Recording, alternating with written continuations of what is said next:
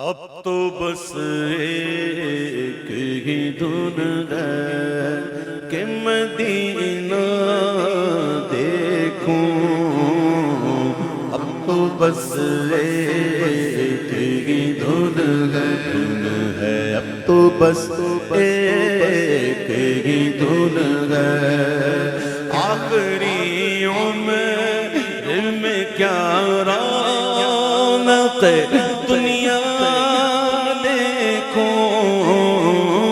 آخری عمر میں کیا رونق دنیا دیکھوں، اب تو بس ایک ہی دھن ہے کہ مدینہ دیکھوں، اب تو بس ایک ہی دھن ہے کہ مدینہ دیکھوں، اب تو بس ایک ہی دھن ہے، چالیاں دیکھوں کہ دیواروں دروں میں گرم، جالیاں دیکھوں کہ دیواروں دروں میں گرم، اپنی معذور نگاہوں سے میں کیا کیا دیکھوں،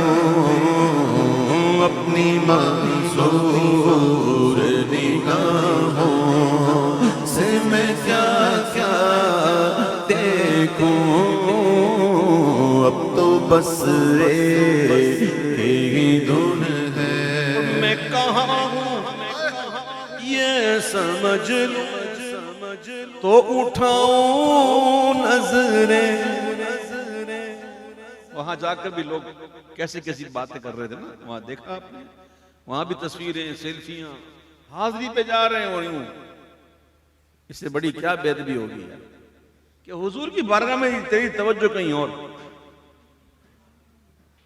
دنیا کو دکھا رہا کہ میں کدھر ہوں، او کاش تو سمجھ جاتا تو کہاں ہے، جو سمجھ والے ہیں نا جب مدینہ منورہ جاتے ہیں نا تو ان کے سرے سے جھک جاتے ہیں کہ اٹھتے ہی نہیں۔ کسی عاشق سے پوچھا، اے بھائی بتا تو صحیح حضور کے مواجہ شریف کی جو جالیاں ہیں ان کا رنگ کون سا ہے، تو کہتے ہیں میں نے سنا ہے کہ سنہری ہے، وہاں جا کر سر اٹھتا ہی نہیں، کیسے اٹھے وہ بارگاہ، کیسی بارگاہ،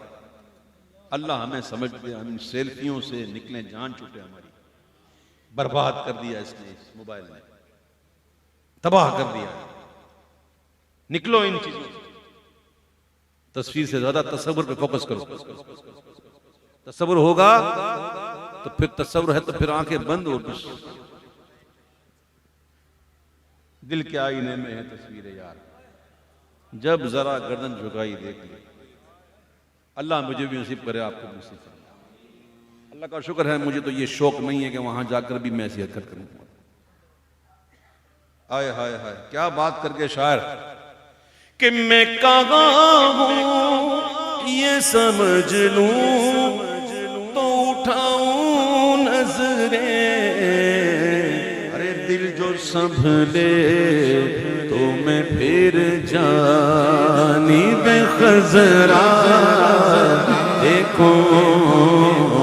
دل جو سنبھلے تو میں پھر جانب خضرا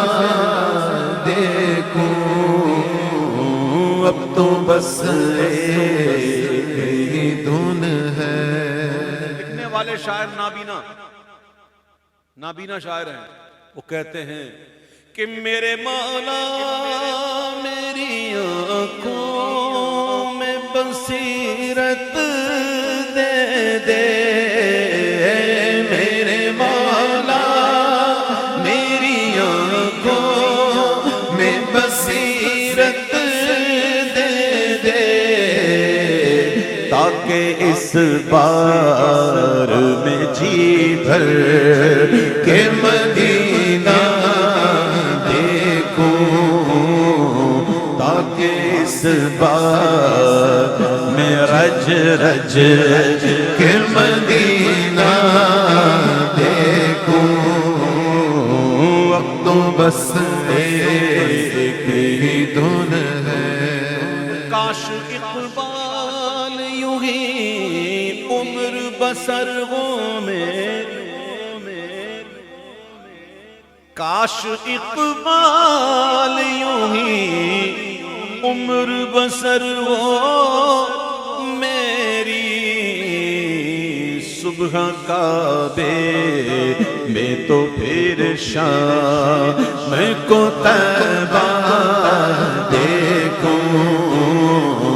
صبح کعبے میں تو پھر شام کو طیبہ دیکھوں،